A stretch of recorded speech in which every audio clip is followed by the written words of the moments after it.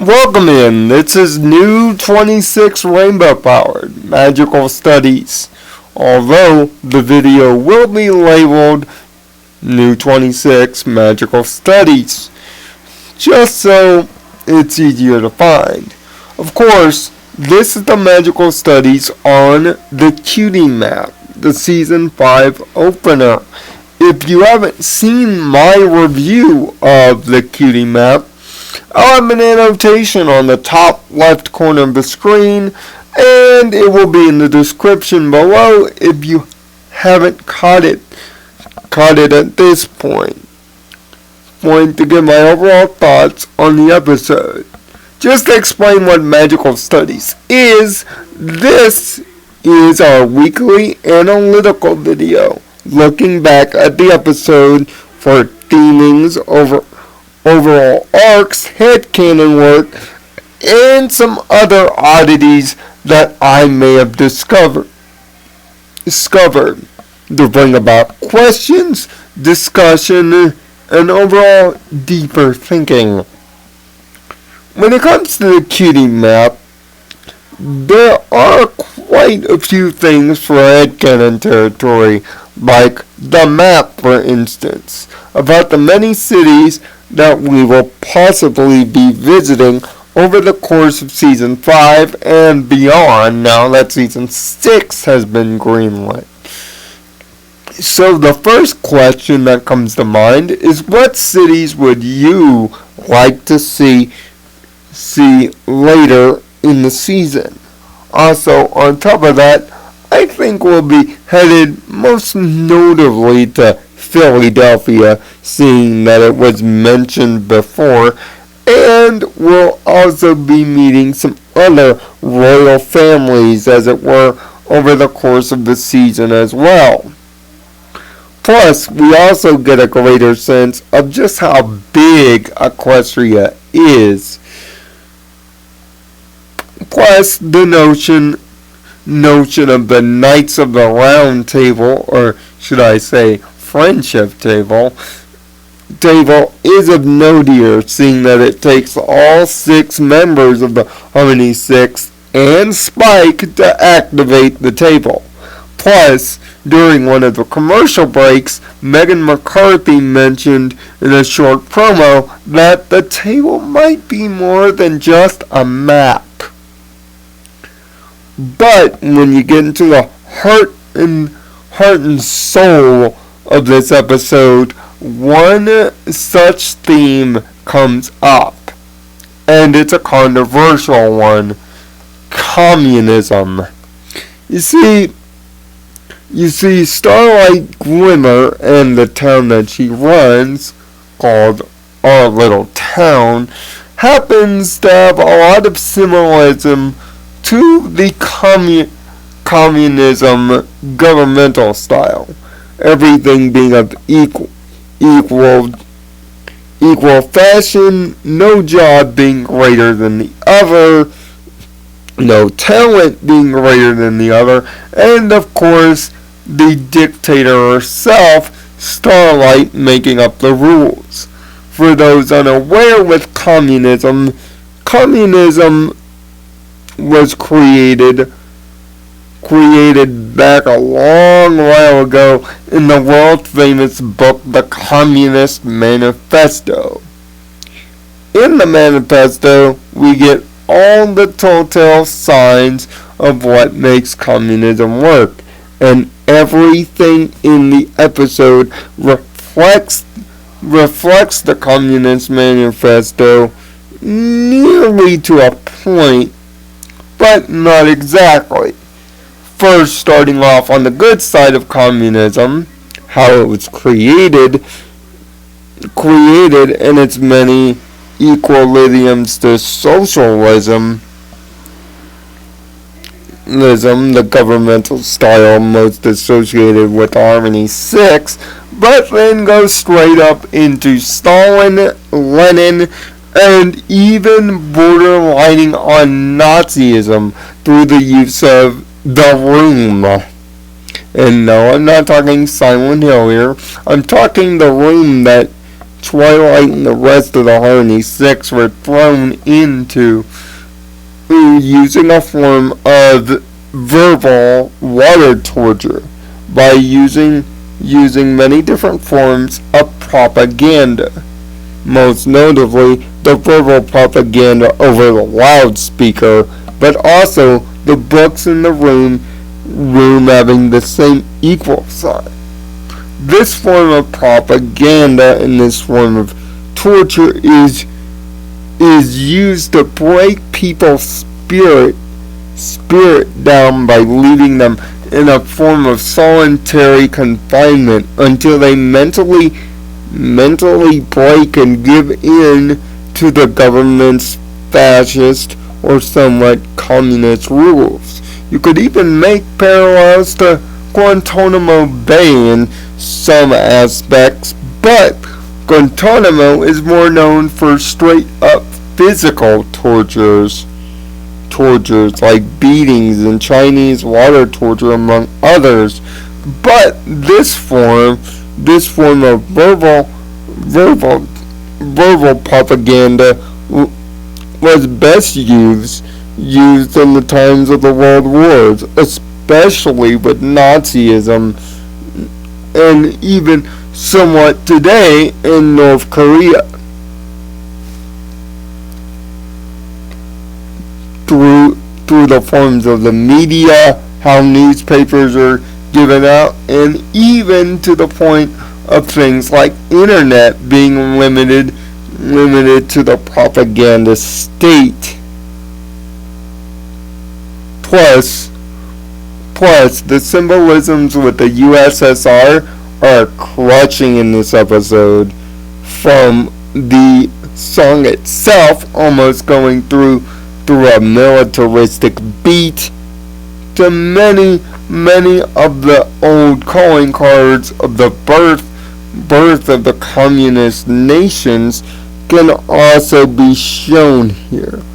Plus, Starlight's reasoning for wanting the Six to be defeated and everything to remain the same, so that hate, tolerance, hate, racism, and other things that could cause governmental upheaval, of course, to be removed. But also, there's the lesson about appreciating everyone's special talents. And it's these special talents that makes everyone, and even mostly governments, unique. This is at the forefront of democracy and the forefront of the old melting pot theory in the way that our government is often expressed in civics books.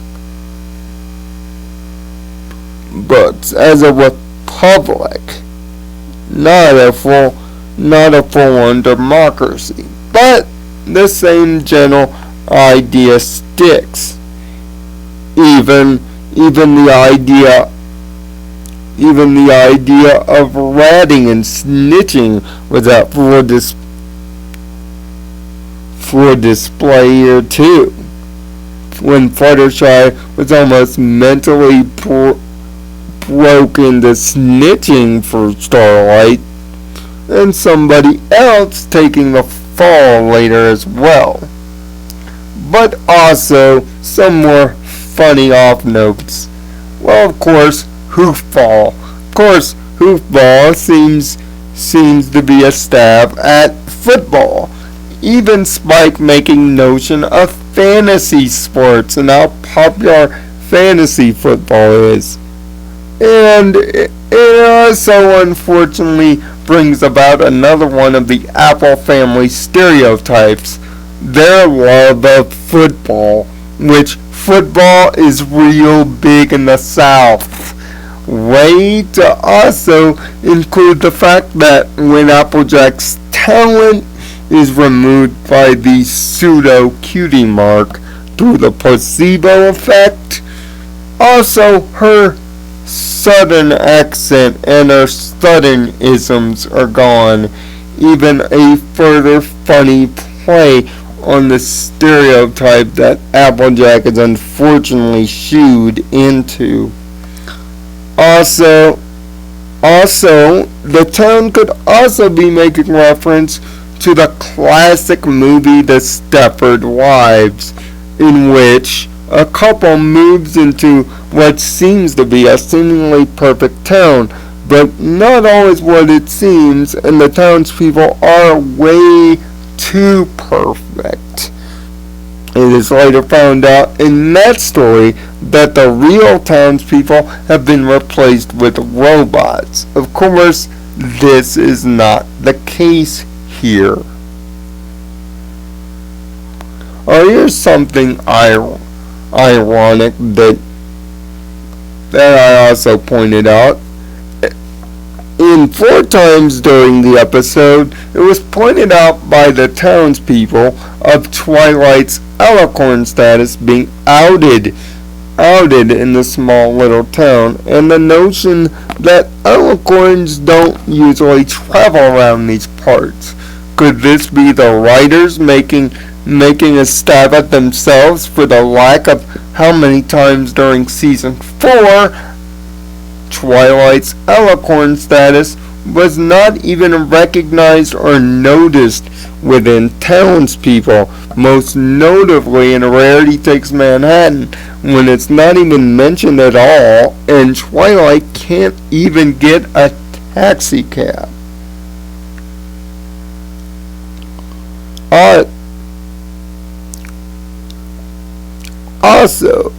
Also, Pinky's inability to lift rocks.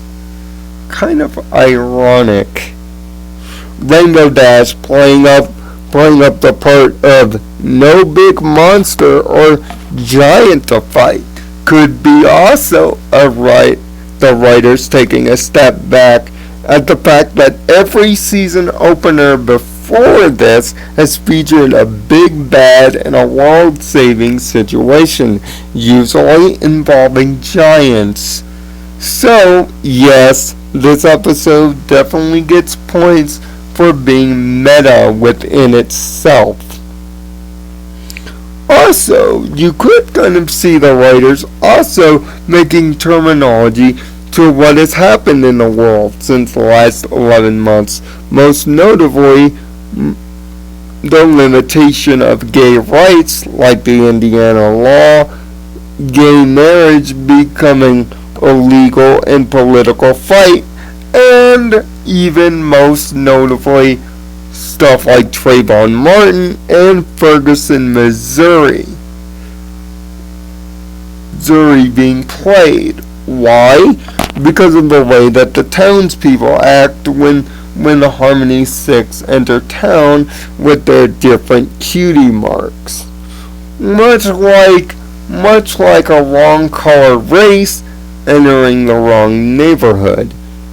This isn't implied heavily, but it's implied so lightly that one could make a case for it. So, that's what I found out in the deeper analysis of the Cutie map. If there's anything here that I haven't discovered, or any way that you can broaden the discussion, please leave it down in the comment section below, or hit me up in social media with your own response video. And yes, I do pay attention to every comment that is given, and will give you free reign and give you a response back. Now, of course, on Friday, we have the first friendship table, where all my other 2 friends, Dr. Spartan and Dragonheart, leave their thoughts on the table for the Cutie map.